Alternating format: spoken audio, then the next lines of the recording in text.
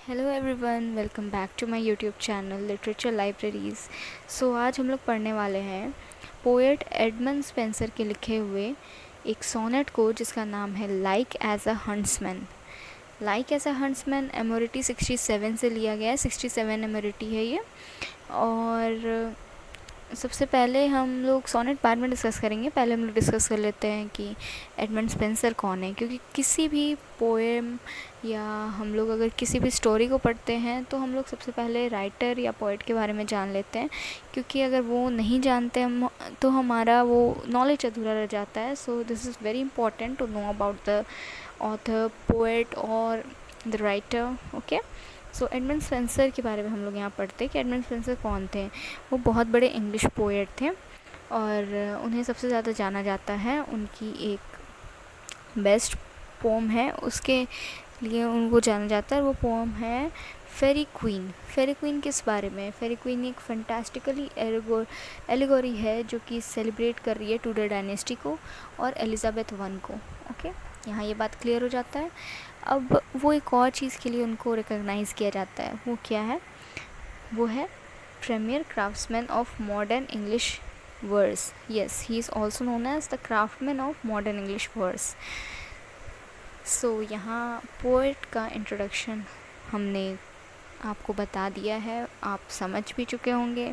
And if you have any doubt you can please ask me in the comment sections below. अब हम लोग यहाँ पर शुरू करते हैं एमोरिटी 67 जो कि है लाइक एज अ हंट्समैन, वो पढ़ना शुरू करते हैं। तो आप सबसे पहले तो आइए अब हम लोग जो सोनेट है उसके लाइंस को पढ़ते हैं और समझते हैं कि पोएट यहाँ क्या कहना चाह रहे हैं। सोनेट शुरू करते हैं। Like as a huntsman after weary chase, seeing the game from him escaped away, sits down to rest him some shady place, with panting hounds beguiled of her prey. ये 4 लाइन में हमें क्या समझ में आता है? पोएट ये कह रहे हैं कि हंट्समैन यानी कि जो लवर है, जो मतलब पोएट है, वो अपनी लवर के पीछे भाग रहे हैं और वो उनकी जो लवर है वो इस गेम से एस्केप हो गई, वो कहीं छिप गई है जा कर के। अब पोएट उनके पीछे भागते भागते थक चुके हैं और थक जाने के बाद वो एक शेडी प्लेस, एक छाँव भरा कोई प्लेस ढूंढ करके वहाँ बैठ जाते हैं। ठीक है, to take some rest. With panting hounds beguiled her prey, so after her pursuit and vain essay, when I all weary had the chase, forsook the gentle deer returned the leaf same way. The gentle deer returned the self same way, thinking to quench her thirst at the next brook. There she beholding me with the milder look.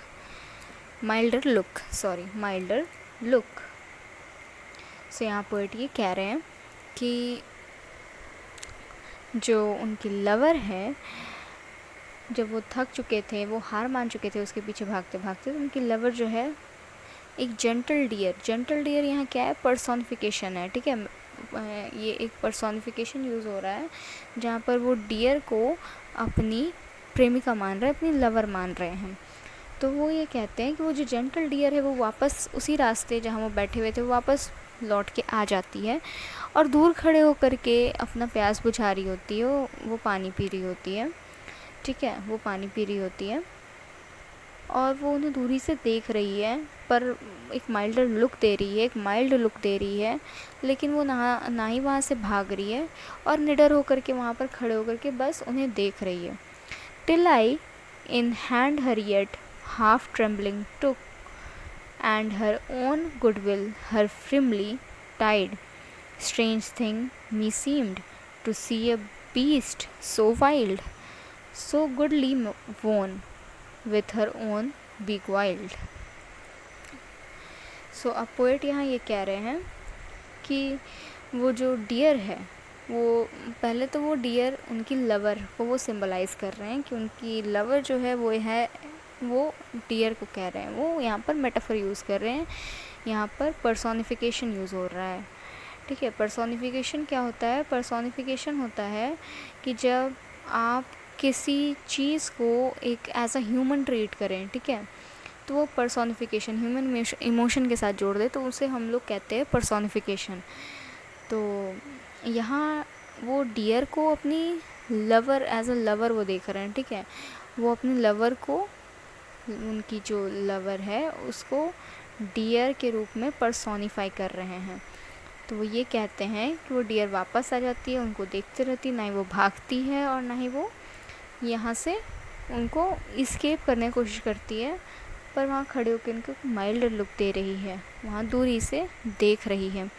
वो समझते हैं कि ठीक है, वो firmly अब सब कुछ वो अपने साथ अब उसे बांध ले रहे हैं। वो सोचते हैं कि ये ठीक है, गॉड का एक करिश्मा हो गया है कि एक ऐसा वाइल्ड बीस्ट जो है जो तुरंत घबरा जाए या कुछ, वो अब मेरे साथ है। और हमको लगता है कि उनको लगता है कि वो एक जंग जीत चुके हैं। उनको लग रहा है कि मैंने ये जंग जीत लिया है और मैंने एक बहुत ही ज़्यादा जो स्पॉन्टेनियस रिएक्शन देने वाला एक जानवर है डियर। आप जैसे ही उसके करीब जाएंगे वो आपसे तुरंत दूर भाग जाएगा। तो उनको लगता है कि जो ये इतना वाइल्ड एक एनिमल है जो एक तुरंत स्पॉन्टेनियस रिएक्शन देता है, जब उसका विश्वास मैंने जीत लिया है, सो मैंने सब कुछ जीत लिया है, so goodly won with her own beguiled. तो उसके कारण मैंने ये जो उनका ये जो वो अपने लवर के पीछे भाग रहे थे, अब वो उनको उसको हेविली चेज़ कर रहे थे। अब यहाँ पर वो चेज़ करने वाला सिलसिला अब ख़त्म होता है, वो वापस आ चुकी है and he feels that he is now what he won the game. वो इस गेम को जीत चुके हैं। तो अब हम लोग थोड़ा सा यहाँ पर छोटा सा एक शॉर्ट समरी ले लेते हैं। हो सके आप लोग को थोड़ा कन्फ्यूजन हो रहा होगा क्योंकि ये इस तरह का पोएम है कि आपको हल्का कन्फ्यूजन हो सकता है। यहाँ पर आपको 2-3 चीज़ समझना सबसे ज़्यादा ज़रूरी है। पर्सोनिफिकेशन पहले तो यहाँ समझना आपको सबसे ज़्यादा ज़रूरी है कि डियर को पर्सोनिफाई किया जा रहा है पोएट की लवर के साथ। पोएट अपने लवर के साथ डियर को पर्सोनिफाई कर रहे हैं और अपने आप को हंट्समैन बता रहे हैं वो, ठीक है। यहाँ हंट्समैन जो है वो कौन है? एडमंड स्पेंसर अपने आप को हंट्समैन बता रहे हैं। वो अपने फीलिंग को एक हंट्समैन और डियर के ये पूरे कहानी के साथ रिलेट कर रहे हैं। वो एक्सप्रेस कर रहे हैं कि जैसे एक हंट्समैन होता है, वो डियर के पीछे भाग रहा है उसका विश्वास जीतने के लिए, वैसे ही मैं जो हूँ अपने लवर के पीछे भाग रहा हूँ। मेरी लवर मुझसे छिप गई है, डर गई है। और फिर क्या होता है कि जब वो उसके पीछे भागते भागते थक जाते हैं, तब वो एक शेडी प्लेस, शेडी मतलब छाँव वाला जगह, किसी छाँव वाली जगह पे बैठ जाते हैं, थक जाते हैं, राहत की सांस लेते हैं। अब जैसे ही थोड़ी देर के बाद उन्हें दिखाई देता है कि वापस से वो डियर, जो कि यहाँ पर उनकी लवर की बात हो रही है, वो वापस आ गई है, उसी रास्ते वो वापस रिटर्न हो चुकी है। तो वो सरप्राइजिंगली अचंभित हो जाता है। वो देखने लगते कि ये क्या हो रहा है। तब उसके बाद वो देखते कि वो डियर जो है वो अपना प्यास बुझा रही, क्वेंच, यहाँ पर आता है क्वेंच हर थर्स्ट, मतलब अपनी प्यास बुझा रही है वो नेक्स्ट ग्रुप में। Then she be holding me with milder look, वो अपने माइल्ड सा एक लुक दे रही है उनको। ना ही वो वहाँ से भाग रही है, ना ही वो वहाँ से कहीं वो फ्लाई कर रही है, यहाँ लिखा हुआ है वो फ्लाई कर रही है, ना ही वो एस्केप कर रही है, ना ही वो भाग रही है, वहाँ खड़ी है। तो दिस शोज़ दैट कि यहाँ हंट्समैन ने डियर का विश्वास जीत लिया, यानी कि जो पोएट हैं उन्होंने अपने लवर का विश्वास जीत लिया और उन्होंने ये कहा कि मैं अब ये गेम जीत चुका हूँ, मैंने ये गेम में जीत हासिल कर ली है।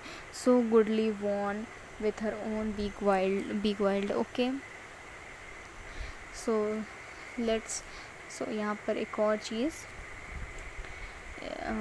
लाइक एज ए हंट्समैन एक सोनेट है, ठीक है। पहले आपको याद रखना एक सोनेट है।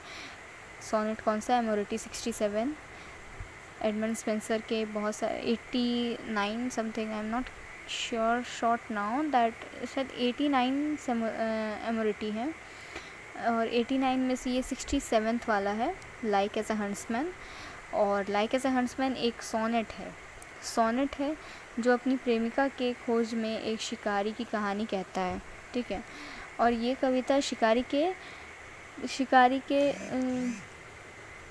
ये कविता एक शिकारी के बारे में है, जो थके हुए शिकारी के बारे में, जो अपने मतलब प्रेमिका के पीछे भागते के कारण अब वो थक चुका है, हार मानने के कगार में है, हार मानने ही वाला है।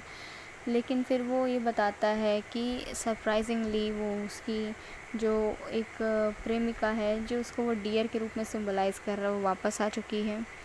और कोमल हिरन यहाँ कहा गया है, कोमल हिरन, जेंटल डियर के वो जेंटल डियर वो एक ऑब्जेक्ट यूज़ कर रहे हैं, अपनी प्रेमिका को पर्सोनिफाई कर रहे हैं कि वो जो है अब वो लौट आती है और अब वो उनको ये लगता है कि वो गेम जीत चुके हैं।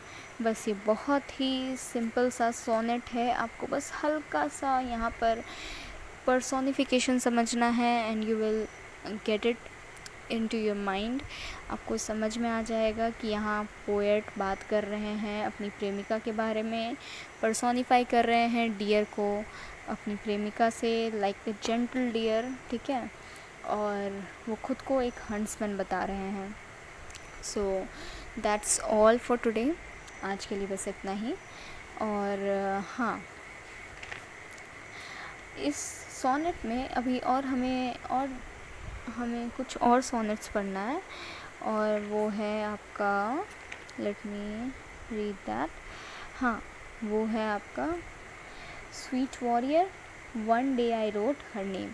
और ये 2 सोनेट्स हमें पढ़ना है एडमंड स्पेंसर का, फ्रॉम एमोरिटी, और उसके बाद सोनेट हमारा ख़त्म हो जाएगा। तो 2 सोनेट और पढ़ना है। और जो भी इसमें आपको हार्ड वर्ड्स दिख रहे हैं, जो भी आपको यहाँ पर समझ में नहीं आ रहा है वर्ड्स, आप प्लीज़ उसे कमेंट सेक्शन में लिखिए, I will tell you that. जैसे कि यहाँ पर कुछ वर्ड्स हैं, बिगाइल्ड है और क्रेंच है, थर्स्ट है, और भी बहुत सारा, परस्वीट है, वेन ऐसे है, बहुत कुछ है। आप सब मुझे कमेंट सेक्शन में आप कोई भी क्वेश्चन है, आप बेझिझक पूछ सकते हैं और मैं आपको सबका जवाब दूंगी। हो सके अगर आपको कुछ और जानना है then let me know, I will make a video on that also. Anything if you want, I am there for you. आपको कोई भी आपको क्वेश्चंस है, कुछ भी है रिलेटेड टू एनीथिंग, कुछ भी आपका सवाल है, कोई भी आप सिलेबस पढ़ रहे हों, कोई भी आप स्टैंडर्ड में, किसी भी स्टैंडर्ड में हो, आप प्लीज़ मुझे कमेंट सेक्शन में बताइए, मैं उस पर एक वीडियो बना दूँगी and I will make sure कि आपको अच्छे से समझ में आए। मैं अपनी पूरी कोशिश करूँगी। So this is my video on like as a huntsman by Edmund Spenser, और हम इस वीडियो को अब यहीं ख़त्म करते हैं। और प्लीज़ जितना ज़्यादा हो सके मेरे वीडियो को लाइक करिए, शेयर करिए, सब्सक्राइब करिए मेरे चैनल को, और बेल आइकन दबाइए। और नेक्स्ट वीडियो के लिए प्लीज़ स्टे ट्यून, और डेली हम एक वीडियो डालेंगे, और आपको जिस चीज़ का भी मतलब रिक्वायरमेंट है वो बिल्कुल पूरा करने का कोशिश करेंगे। ओके, सो यहाँ हम लोग वीडियो ख़त्म करते हैं। Okay, bye.